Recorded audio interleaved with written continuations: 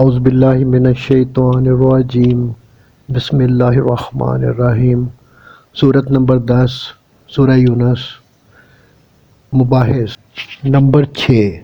ان کھلی کھلی جہالتوں اور ضلالتوں پر اشارہ جو لوگوں کی زندگی میں صرف اس وجہ سے پائی جا رہی تھی کہ وہ خدائی ہدایت کے بغیر جی رہے تھے۔ اس سلسلہ میں نوح علیہ السلام کا قصہ مختصراً اور موسیٰ علیہ السلام کا قصہ ذرا تفصیل کے ساتھ بیان کیا گیا ہے، جس سے 4 باتیں ذہن نشین کرنی مطلوب ہیں۔ اول یہ کہ محمد صلی اللہ علیہ وآلہ وسلم کے ساتھ جو معاملہ تم لوگ کر رہے ہو وہ اس سے ملتا جلتا ہے جو نوح اور موسیٰ علیہ السلام کے ساتھ تمہارے پیش رو کر چکے ہیں، اور یقین رکھو کہ اس طرز عمل کا جو انجام وہ دیکھ چکے ہیں وہی تمہیں بھی دیکھنا پڑے گا۔ دوم یہ کہ محمد صلی اللہ علیہ وآلہ وسلم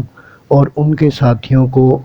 آج جس بے بسی و کمزوری کے حال میں تم دیکھ رہے ہو، اس سے کہیں یہ نہ سمجھ لینا کہ صورتحال ہمیشہ یہی رہے گی۔ تمہیں خبر نہیں ہے کہ ان لوگوں کی پشت پر وہی خدا ہے جو موسیٰ و ہارون کی پشت پر تھا، اور وہ ایسے طریقے سے حالات کی بساط الٹ دیتا ہے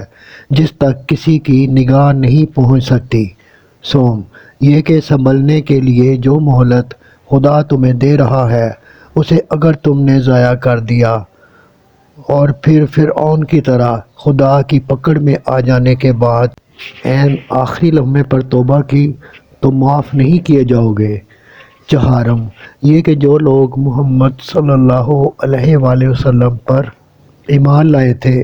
وہ مخالف ماحول کی انتہائی شدت اور اس کے مقابلے میں اپنی بے چارگی دیکھ کر مایوس نہ ہوں، اور انہیں معلوم ہو کہ ان حالات میں ان کو کس طرح کام کرنا چاہیے، نیز وہ اس امر پر بھی متنبہ ہو جائیں کہ جب اللہ تعالیٰ اپنے فضل سے ان کو اس حالت سے نکال دے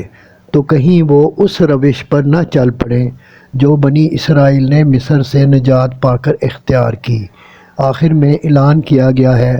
کہ یہ عقیدہ اور یہ مسلک ہے جس پر چلنے کی اللہ نے اپنے پیغمبر کو ہدایت کی۔ اس میں قطعاً کوئی ترمیم نہیں کی جا سکتی۔ جو اسے قبول کرے گا وہ اپنا بھلا کرے گا، اور